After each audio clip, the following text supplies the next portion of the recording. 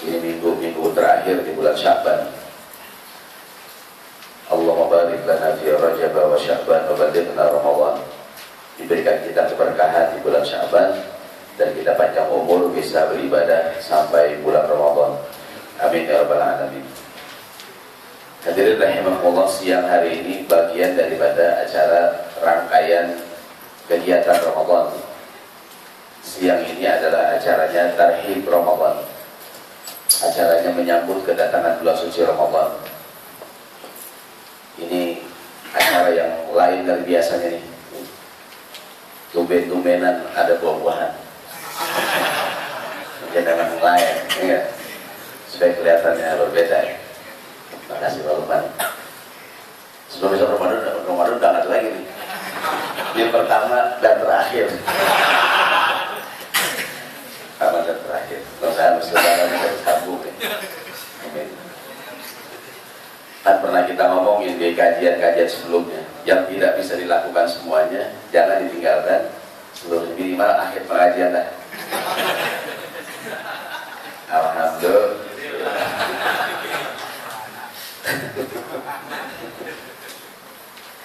Hadirin rahimakumullah, dalam rangkaian acara Tarhib Ramadan menyambut bulan suci Ramadan, mudah-mudahan menjadi penambah ilmu menjelang bulan Ramadan. Siang ini kajiannya judulnya Al-Ibadah fil Haraj. Ibadah di masa-masa sulit. Beribadah di kondisi-kondisi susah. Beribadah di zaman-zaman fitnah. Beribadah manakala kita penuh dengan kesulitan, kesibukan. Karena mungkin hadirin rahimakumullah, bagi bapak-bapak dan ibu sekalian yang tiap hari bekerja di bulan Ramadan juga, tentu kita berbeda dengan orang lain yang mungkin tidak memiliki aktivitas yang rutin. Maksud saya, besok Ramadan kita siang hari diwajibkan berpuasa dalam kondisi bekerja seperti biasa. Pulang berangkat pagi, pulang petang gitu kan, pulang sore, juga dituntut untuk tetap produktif, bersemangat dalam bekerja, tetap energik dalam bekerja. Ditambah lagi malam harinya kita terawih lagi, ya. Kan dalam kondisi yang luar biasa, terawihnya di depan lagi. Kalau di belakang bisa santai dulu ya. Ini terawih persis belakang imam, mau duduk nggak enak begitu kan. Kita terawih tiap malam, tengah malam kita bangun sahur lagi. Selama 30 hari begitu tuh. Siangnya kita berpuasa, kita tetap bekerja, malam harinya terawih kita insya Allah tidak ketinggalan. Tengah malam kita bangun sahur, bahkan disunnahkan, dianjurkan banyak membaca Al-Quran, bahkan menghatamkan Al-Quran, memperbanyak berzikir, bersolawat dan sunnah-sunnah yang lain. Tentu ini rangkaian ibadah yang sangat padat di bulan Ramadan yang akan datang. Yang kadang-kadang mohon maaf, ada sebagian saudara kita dengan alasan, Ustadz saya gimana mau terawih, orang saya pulang kerja jam 7, jam 8 Ustadz. Ya kan Allah juga tahu Ustadz tidak repot kali ya. Ramadan kalau yang lain sih Ustadz. Kan orang kadang-kadang begitu hadirin. Lagi lapang dia beribadah, lagi repot aja dikit dia nggak ibadah. Lagi lapang, lagi santai dia sholat, sibuk aja dikit dia nggak sholat. Ada nggak tuh mungkin ya? Contoh yang sering saya sampaikan, kalau orang jadi pengantin tuh, tidak sedikit pengantin nggak sembahyang tuh biasanya tuh. Habis Ustadz jam 8, jam 10 udah pakai bedak tuh, tamu jam 11 banyak, ya kan? Habis zuhur lagi banyak-banyak itu orang, akhirnya nggak sembahyang dia. Allah juga Ustadz tahu itu repot banget ya. Ntar habis jadi pengantin sembahyang. Artinya orang ada yang begitu hadirin. Maksudnya lagi lapang dia beribadah, lagi susah dikit dia nggak ibadah, sulit dikit dia nggak ibadah, gitu. Ini judulnya Al-Ibadah fil Haraj, beribadah di masa-masa sulit, beribadah di masa-masa lapang. Kalau sedang kita santai kita beribadah, tentu pahalanya besar ya. Tapi dalam kondisi sulit juga kita tetap beribadah, itu luar biasa. Ibadah yang akan kita bahas bukan hanya sekedar sholat, puasa, zakat, haji, baca Quran. Ibadah itu luas. Kullu khairin, setiap yang khair, setiap yang baik adalah ibadah. Setiap yang baik nilainya ibadah hadirin. Supaya kita lebih luas memahami. Contohnya begini, mencuri itu maksiat, betul ya? Mencuri itu kan perbuatan dosa. Maka ketika seseorang itu jujur, dia tidak mencuri, dia sedang beribadah. Begitu tuh. Seorang muslimah, mohon maaf, ketika dia tidak menutup auratnya dengan baik, kan tidak melaksanakan perintah Tuhan. Maka ketika dia menutup auratnya dengan baik, dia sedang beribadah kepada Allah Subhanahu wa taala. Dia mendapatkan pahala tidak hanya ketika hari pertama dia memakai jilbab umpamanya. Sepanjang waktu dia menutup aurat, dia sedang beribadah kepada Allah Subhanahu wa taala dan mendapatkan pahala. Mohon maaf, bisa dibayangkan sebaliknya. Setiap saat dia tidak menutup aurat dengan baik, semasa itu dia sedang melanggar perintah Allah Subhanahu wa taala. Jadi beribadah itu luas, beribadah itu luas. Setia itu ibadah. Karena berkhianat itu adalah maksiat. Betul nggak tidak? Berkhianat maksiat, setuju nggak nih? Selingkuh adalah dosa, sepakat nggak nih? Hanya ragu-ragu ya. Biar jelas jawabnya dong. Ini direkam di pengajian. Berkhianat itu maksiat ya, berselingkuh itu dosa ya. Maka ketika orang itu setia, dia sedang beribadah. Begitu hadirin. Kalau kita setia, kondisinya lagi nyaman, gampang kan? Kondisinya lagi nyaman, duit lagi megang, ini lagi bener, gitu ya. Kan gampang hadirin ya. Godaan nggak ada lagi. Kalaupun ada yang godain pas-pasan gitu. Ya begini godain saya, gitu kan. Ini kadang-kadang di rumah lagi masalah, begitu kan? Di rumah tangga lagi ada masalah dengan pasangan. Ada yang godain. Ketemu mantan pacar waktu TK. Kondangan gitu kan. Cakep lagi orangnya. Gimana hadirin? Dia juga lagi masalah sama suaminya lagi. Waduh, repot banget itu. Kata bapak-bapak, gue banget kayaknya tuh. Ini hadirin, kita berada dalam kondisi ibadah. Karena berkhianat itu maksiat, setia itu ibadah. Ketika dalam kondisi lapang kita setia, itu pahalanya besar. Namun dalam kondisi banyak ujian, kita tetap setia, kita berada dalam kondisi al-ibadah fil haraj. Rasulullah SAW bersabda dalam sebuah hadis riwayat Imam Muslim, an Mi'qal ibn Yasar radhiyallahu anhu qala Rasulullah SAW, kata Nabi, al-ibadatu fil haraji ka hijratin ilayya. Al-ibadatu fil haraji ka hijratin ilayya, rawahu Muslim. Beribadah fil haraj, beribadah di masa-masa haraj, di masa-masa sulit, di masa-masa sempit, di saat-saat banyak ujian, di saat-saat repot, kata Nabi, kahijratin ilayya, bagaikan berhijrah kepadaku. Karena kadang-kadang dalam kondisi kita lagi santai, lagi nggak punya kerjaan, azan, Allahu Akbar, gitu ya, kita langsung sholat tuh pahalanya besar. Tapi saat sedang sibuk banget, lagi meeting, lagi segala macam gitu, lagi walau gitu kan, azan, Allahu Akbar, dan kita tetap memenuhi panggilan sholat, padahal kita dalam kondisi lagi repot banget ya, beradalah kita dalam kondisi al-ibadah fil haraj. Bisa jadi hadirin semua kita datang ke masjid untuk sholat zuhur, bisa jadi pahalanya di hadapan Allah beda-beda, karena tingkat kesulitan juga beda-beda gitu.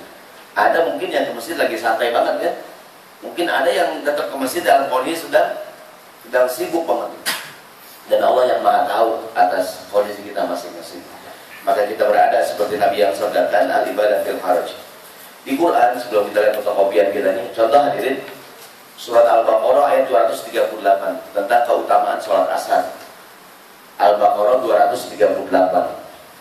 Allah berfirman, bismillahirrahmanirrahim. Saya ingin menjelaskan contoh ibadah fil haraj. Allah berfirman, bismillahirrahmanirrahim, hafizu ala sholawati was sholatil wusta wa qumu lillahi qanitin. Kata Allah, hafizu ala sholawat. Jadi nih. Tadi bagaimana? Tadi Ramadan lain. Ada kuenya sebab.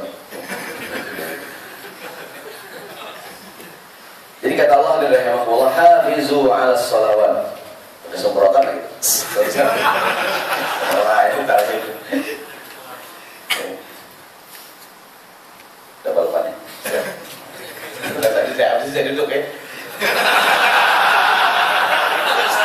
Dibantu lagi. Kata kalau kan Ustaz repotin. Betul kalau nggak undang lagi kan. Jadi Allah berfirman, hafizu ala sholawat, jagalah sholat yang 5 waktu ya. Kan yang 5 waktu zuhur, asar, maghrib, isya dan subuh ya. Namun Allah menegaskan wassolatil wusto, dan jagalah sholat wusto. Para ulama, jumhur ulama tafsir mengatakan yang dimaksud dengan sholat wusto adalah sholat asar. Ada yang mengatakan sholat isya, sholat pertengahan. Ketika Allah bilang jagalah sholat yang 5 waktu, asar udah ada belum tuh? Udah ya? Tapi Allah tegaskan tuh wassolatil wusto, dan jaga sholat pertengahan, sholat asar. Atau ada juga mengatakan sholat isya. Kenapa asar hadirin? Asar itu waktu-waktu haraj, betul nggak? Asar itu waktu-waktu sempit, waktu-waktu orang lalai. Kan kalau zuhur berjamaah banyak kan di sini? Banyak ya. Kalau asar gimana? Banyak juga ya. Saya di gedung yang lain. Kalau saya di gedung yang lain juga. Tadi asar apa juga ya? Dan tempat di Ustaz Galton. Enggak, umumnya orang tuh kalau zuhur awal waktu. Ada nggak yang asar jam 5 sekalian pulang kantor? Setengah 6. Ada nggak tuh? Banyak itu kan? Banyak. Kalau zuhur awal waktu, zuhur kan istirahat siang ya, jam 12 sampai jam 1 ya. Mungkin rata-rata zuhurnya jam 1 sampai jam 12 sampai jam 1 deh ya. Kalau asar ada nggak jam 5 setengah 6 tuh? Begitu selesai assalamualaikum, langsung aja maghrib.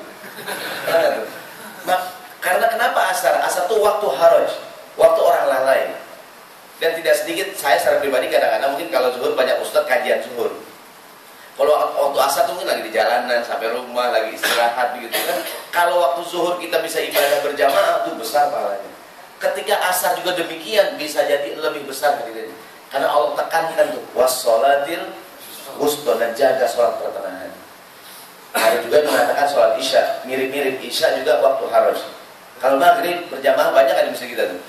Banyak. Kalau isya, saya kalau sini mau menurut saya di masjid yang lain. Kalau di sini mau subuh juga benar. Umumnya hadirin, kalau maghrib itu orang awal waktu ya, karena maghrib dari jam 6 sampai jam 7 aja kan, orang mau mundur kemana dah. Tapi kalau isya banyak yang nunda-nunda tuh, nunda. Apalagi ntar malam ada bola, ntar aja sekalian bangun, gitu kan, jam 2 gitu ya. Akhirnya kalaupun dia sholat isya dalam kondisi sudah malas, sudah lemas, sudah tenaga, udah habis begitu kan, dia baru sholat isya. Maka ada ulama mengatakan sholat wusto, Al-Baqarah 238 ini adalah sholat asar, ada yang mengatakan sholat isya. Dua-duanya waktu haraj, waktu sulit. Kalau kita bisa sholat berjamaah zuhur kayak begini berjamaah, pahalanya besar. Tapi manakala kita menjaga juga berjamaah pada waktu asar, kita berada kata Nabi al-ibadah fil haraj, ibadah kondisi sulit. Hadirin yang dirahmati Allah Subhanahu wa taala, besok nih saya maaf ya Ramadan nih, contoh besok. Kadang-kadang ada sebagian saudara kita menjadikan kesulitan, kesibukan bekerja menjadi alasan untuk tidak optimal ibadah Ramadan. Kayak tadi, saya pulang kantor jam 5 Ustaz, karena macet banget kan. Sampai rumah, saya buka jadi jalanan, sampai rumah jam 7 di mana mau terawih gitu. Artinya hadirin, besok mudah-mudahan kita dari sekarang nih harus azam ya. Sesibuk apapun kita bisa sholat terawih gitu. Meskipun sholat tarawih mungkin tidak bisa 11, tidak bisa 23, jangan sampai ditinggalkan gitu, jangan sampai tidak sama sekali. Meskipun tidak, mudah-mudahan setiap malam tarawih gitu. Kalau kita bisa sholat tarawih di bulan Ramadan dalam kondisi kesibukan kita bekerja, orang lain juga bisa tarawih, tapi mungkin nilainya lain tuh. Orang lain bisa ke masjid, emang jam 5 udah di rumah gitu kan. Maghrib udah buka di rumah, Isya juga gitu ya. Sementara mungkin tidak sedikit dari kita mungkin rumahnya agak jauh gitu kan, mungkin di Bekasi atau di Bojong ya, kan di peta gitu kan. Ini sampai rumah baru jam 8:30, 9 gitu.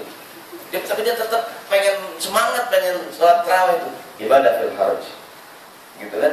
Kadang-kadang kan ya namanya puasa kan, kita nggak puasa aja nih, kita kerja siang gitu kan, dengan kesibukan kita, mohon maaf kadang-kadang kita nggak sempat baca Quran ya. Apalagi besok nih udah kerja puasa lagi. Ada yang lemas banget tuh, gitu kan, lemas banget dan saya di meja sendirian gitu kan, nggak ngaji Pak, boro-boro ngaji, saya nggak angkat pala udah nggak kuat ya. Saya kalau nggak saya tunjang jatuh Ustaz. Dia kerja menjadikan kesulitan jadi alasan untuk tidak ibadah gitu. Tadi saya bilang mencuri itu dosa ya. Kalau orang tidak mencuri dalam keadaan dia lagi banyak uang, dia lagi lapang, dia tidak mencuri meskipun ada peluang. Mungkin kita bilang ya dia sih nggak mencuri juga, orang duitnya banyak gitu kan ya.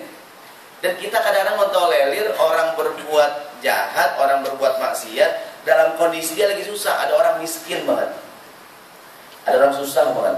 Pernah saya bilang, kalau saya suaranya belum susah ya, susah banget. Susah banget. Kalau miskin kan biasa ya, tapi kalau udah kamu jawaban tuh. Motor kamu punya udah susah banget ya.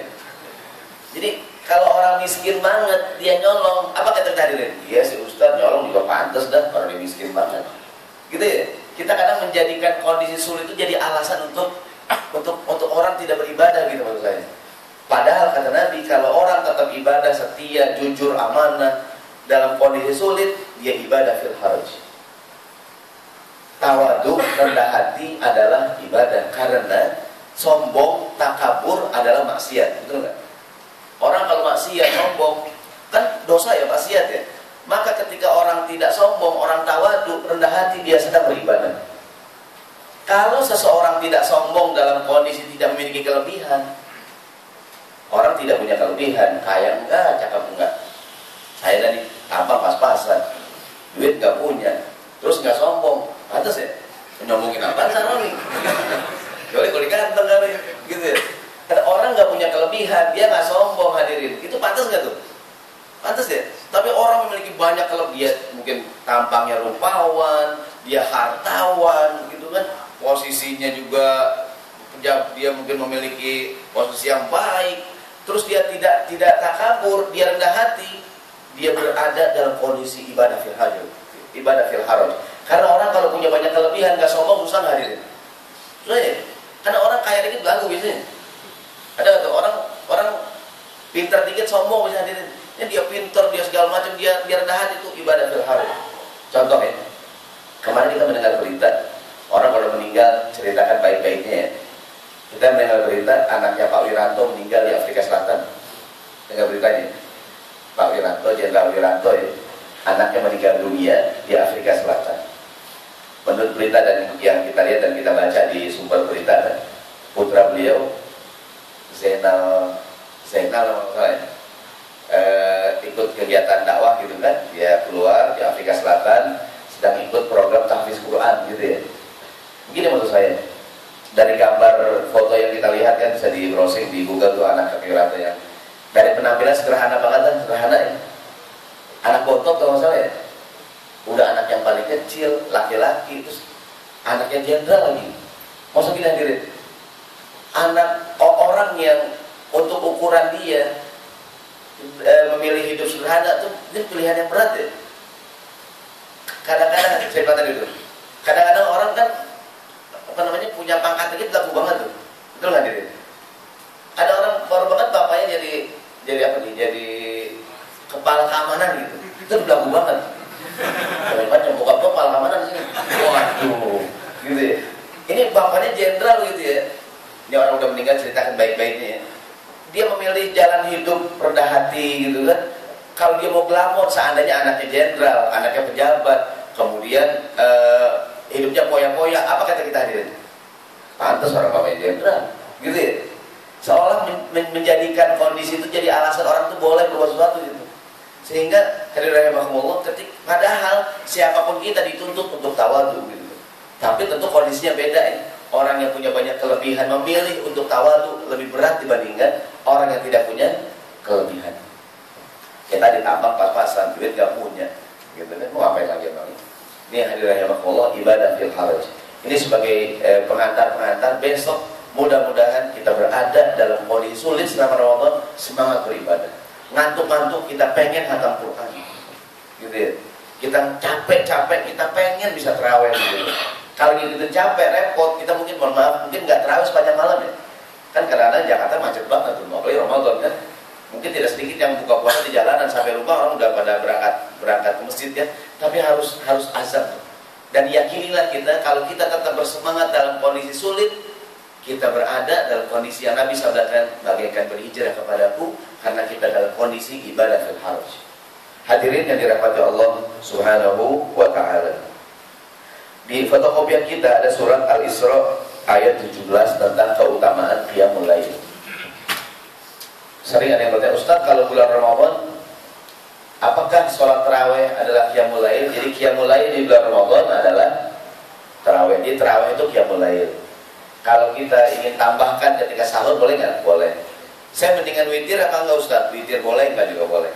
Tapi kalau kira-kira ntar malam mungkin bangun mungkin enggak ya, ada sempat atau nggak sempat, mendingan habis tarawih witir aja deh. Seandainya begitu sahur pengen nambahin sholat tahajud lagi, tidak perlu dia melakukan witir penutup sholat. Namun kalau dia yakin ntar dia pengen pengen nambahin dan dia witir belakangan, ahlan masalah boleh saja. Namun demi menjaga, kadang-kadang begini hadirin, begitu mau witir mundur semuanya, habis orang, gitu ya. Mendingan si witir rame-rame aja dah, gitu kan, biar karena ibadah Ramadan ibadah sama-sama nih. Ibadah Ramadan Islam agama berjamaah, ibadah puasa juga ibadah berjamaah. Besok juga kapan kita mulai puasa, mudah-mudahan semangatnya dan semangat berjamaah. Meskipun menurut saya umpamanya puasa jatuh hari Selasa, tapi pemerintah mengumumkan hari Rabu dengan semangat kebersamaan, kita lebih baik puasa sama-sama deh. Karena Rasulullah bersabda, sumu li ru'yatihi wa aftiru li ru'yatihi. Berpuasalah kalian bersama-sama ketika melihat bulan, dan berbukalah hari raya juga ketika melihat bulan. Artinya, tapi kita menghormati saudara kita mungkin yang seandainya besok puasa duluan umpamanya pemerintah mengumumkan ternyata setelah dia ru'yat hari Rabu, kalau saudara kita hari Selasa, kita menghormati. Namun dengan semangat kebersamaan, mendingan kita puasa bareng-bareng, lebaran juga bareng-bareng. Emang kalau lebaran nggak bareng nggak enak Ustaz, ya ini gimana ya hadirinnya? Kan ada yang kayak tahun-tahun yang lalu ada yang pada lebaran Senin, ada yang Selasa, Rebo gitu ya. Kan Ustaz ditanya, Ustaz ini kok lebaran beda-beda Pak Ustaz? Apa jawaban Pak Ustaz? Ya perbedaan itu rahmat lah. Karena Ustaznya Senin dia khotbah, Selasa dia khotbah. Ya rahmat itu kan gitu kan. Jadi Ustaznya khotbah yang gila, 3 hari dan ada Rebo. Maksud saya ya kalau bersama-sama lebih jadi semangatnya menjaga kebersamaan. Semangatnya menjaga kebersamaan. Jadi boleh meninggalkan yang afdol demi sebuah kemaslahatan yang lebih baik. Contoh ayat puasa kan bunyi ayyuhalladzina amanu kutiba alaikumusiyam kama kutiba alal ladzina min qablikum la'allakum tattaqun. Orang yang beriman diwajibkan agar berpuasa sebagaimana orang-orang sebelum kamu juga berpuasa. Kan pernah diceritakan tuh. Puasa beratnya hadirin.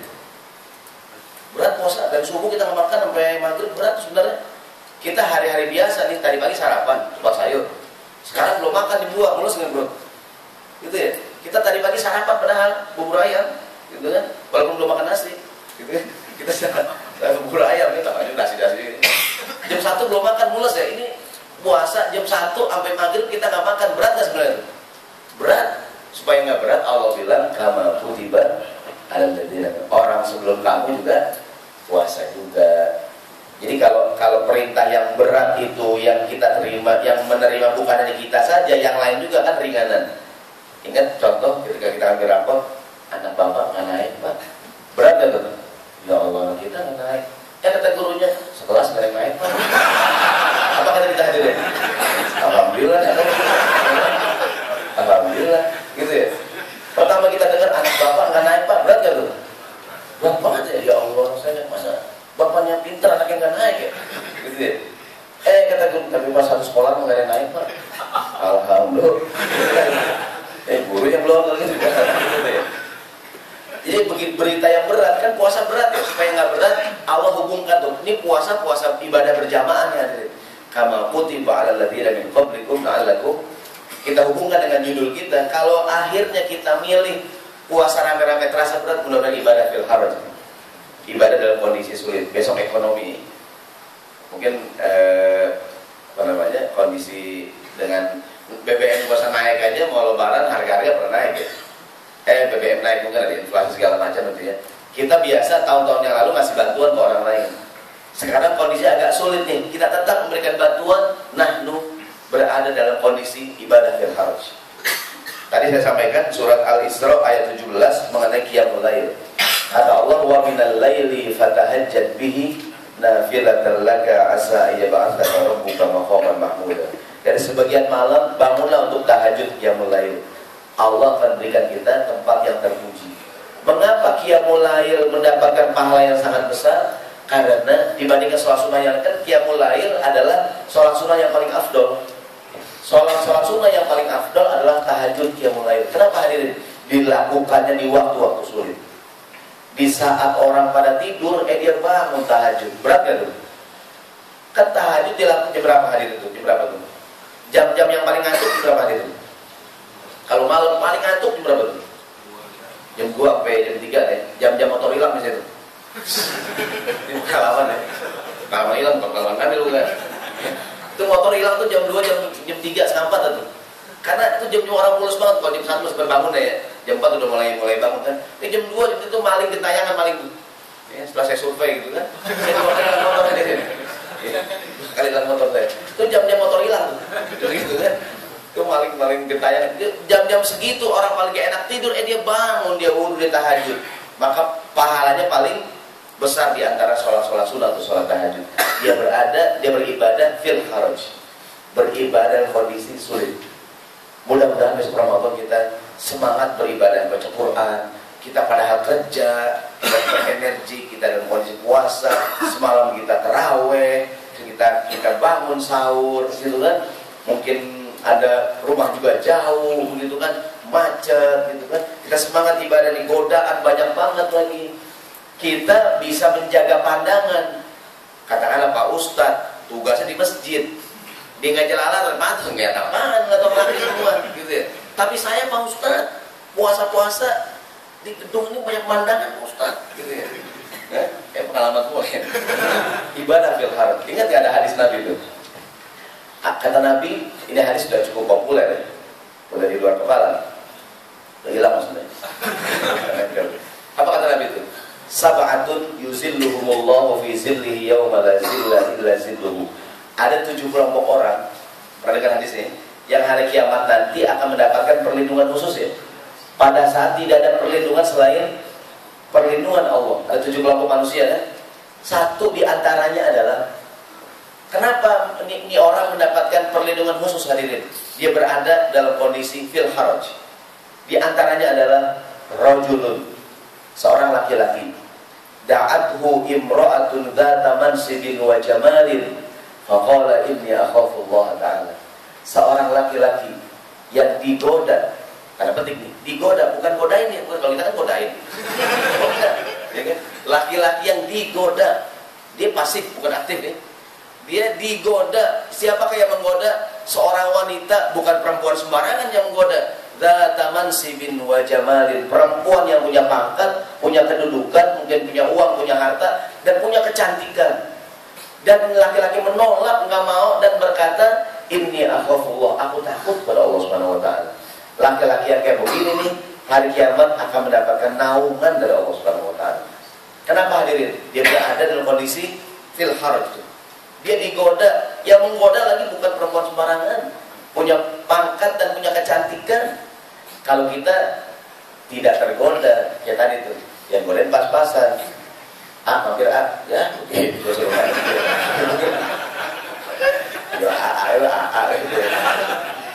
Pernah saya ngajar di Menteng ini. Saya pernah ngajar di Sunda Kelapa. Belum selesai belum ya? Saya ngajar di Sunda Kelapa, saya mana Sunda Kelapa ya, Menteng. Ngajar subuh, ya kan?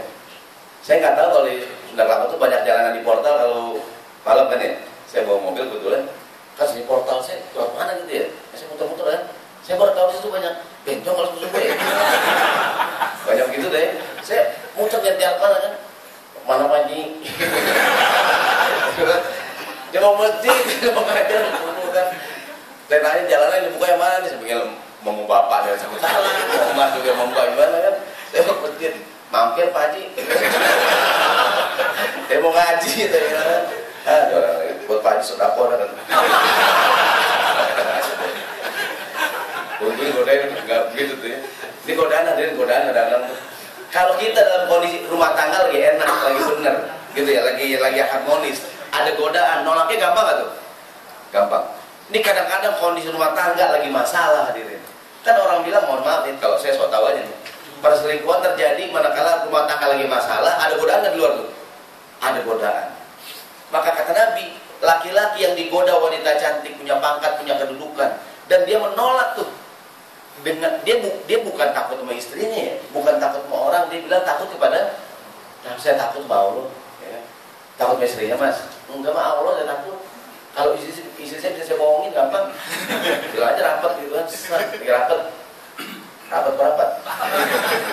Gitu kan. Ini Allah nih yang siapa yang mau Allah Maha tahu kan. Jadi kenapa diberikan perlindungan hadirin itu?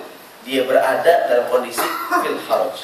Dia menolak tawaran berzina, padahal dia digoda, yang menggoda juga mohon maaf punya beragam kelebihan, dan kita nggak mau. Kata Nabi, ini orang mendapatkan naungan hari kiamat nanti. Besok saya ulangi, maka saya bilang bisa jadi semua orang puasa bareng ya, tapi bisa jadi pahalanya di sisi Allah beda-beda nggak tuh? Beda-beda, bisa jadi. Semua kita bekerja di jalan nafkah. Saya yakin semua kita juga punya tanggungan yang beda-beda, punya cerita yang beda-beda di rumah, punya masalah yang beda-beda, betul nggak hadirin? Ada yang tanggungannya cuman dia mungkin ya istrinya juga mungkin bekerja juga gitu kan, dia punya anak cuma satu, cuma dua. Ada yang mungkin menanggung istrinya, nanggung anaknya, nanggung orang tuanya, dia nanggung mertuanya, ada iparnya 3 di rumah numpang gitu kan. Waduh, repot banget tuh. Ya.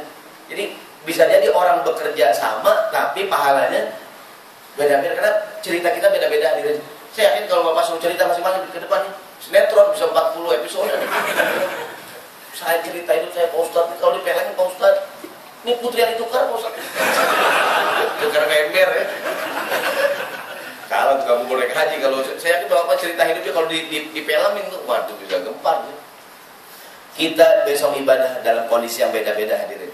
Dan Allah Maha tahu kesulitan kita masing-masing. Namun kita berusaha untuk mujahadah, jiddiyah, sungguh-sungguh beribadah. Dari sekarang ini kita pengen bisa tarawih tiap malam. Kita pengen bisa khatam Quran. Kita pengen bisa apa lagi tuh? Dalam kondisi yang tadi itu 7 kelompok manusia kan diantaranya laki-laki nego, ada lagi tuh. Diantaranya lagi adalah warajulun wasyabun nasya'a fi ibadatillah gitu ya. Seorang pemuda yang tumbuh ibadah kepada Allah Subhanahu wa taala. Kenapa Nabi sebutin seorang pemuda? Mohon maaf hadirnya. Mohon maaf nih, orang tua rajin ibadah, pantas kan? Umur 90, 85. Rajin ke musola, pantas kan? Mau kemana lagi ya? Mau dugem jadi tolak, mau dugem. Mau mana kau? Mau berhenti. Kemanjok, mau dugem. Resiko kong, resiko.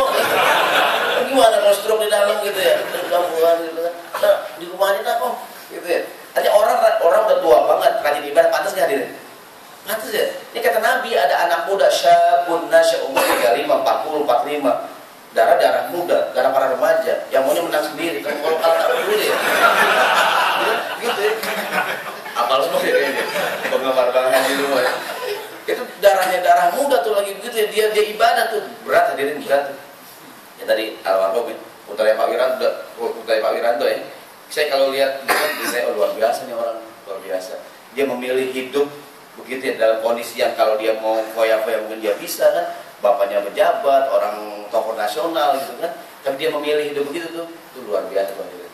Ibadah fil haraj, ibadah dalam kondisi sulit. Mudah-mudahan ini tadi Ramadan sedikit menambah semangat untuk kita sekalian. Kalaulah seandainya besok kita merasa berat gitu kan, bisa ngejar tarawih, berat bisa menjaga pandangan betul basar, berat bisa baca Quran. Mudah-mudahan azam kita ingat hari ini hadisnya pendek banget nih. Al-ibadatu fil haraji kahijratin ilaihi. Beribadah di masa-masa sulit, beribadah di masa-masa sempit bagaikan berhijrah kepada kata Nabi sallallahu alaihi wasallam.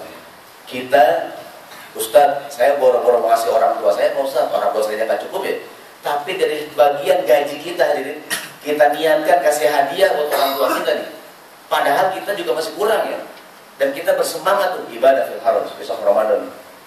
Kan semua kita mudah-mudahan ya masih ada satu weekend lagi di satu ahad depannya sebelum Ramadan kan, yang belum sempat kunjungin orang tuanya kan, kunjungin belikan hadiah jangan membuat orang tua kita masing-masing. Boleh banyak, boleh dikit hadirinnya. Kan kadang-kadang Ustaz saya boro-boro mau ngasih orang tua saya, mau nolongin adik kakak saya, buat saya keluarga belum cukup, kita ada kadang-kadang hadirin. Meskipun kondisi begini kita tetap berusaha berbagi sama orang lain. Kita berada dalam kondisi ibadah fil haraj. Besok kita temuin orang tua kita, beliin mudah-mudahan korma yang kita kasih besok di Ramadan yang digunakan buat buka puasa, amin. Kita mendapatkan 2 pahala tuh, pahala birrul walidain, berbakti sama orang tua. Yang kedua pahala memberi makan orang saat berbuka puasa, mudah-mudahan. Jadi menjelang Ramadan kita kasih orang, ya boleh banyak, boleh dikit dah, ya kan? Apalagi yang sering janji, kan orang tua suka nyindir kalau anaknya mau kawin. Kamu boleh nikah, jangan lupa sama ibu. Dia ngasih kode kan, udah nikah, jangan lupa sama ibu. Kode.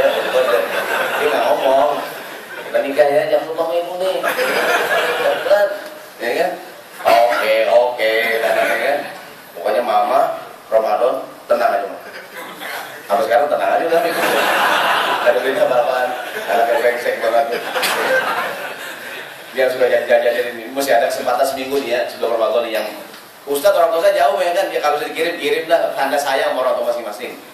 Dan mungkin minggu terakhir ya, yang belum sempat silaturahim nih. Dan juga mungkin minggu ini walaupun bukan merupakan sebuah kesunahan khusus sebelum Ramadan ini, ziarah kubur nggak mesti Ramadan, tidak mesti menjelang Ramadan. Namun kan kita ada tradisi menjelang Ramadan ramai nih tadi saya kuburan ya. Karena muslim di mana orang ziarah kubur nggak mesti Ramadan gitu kan.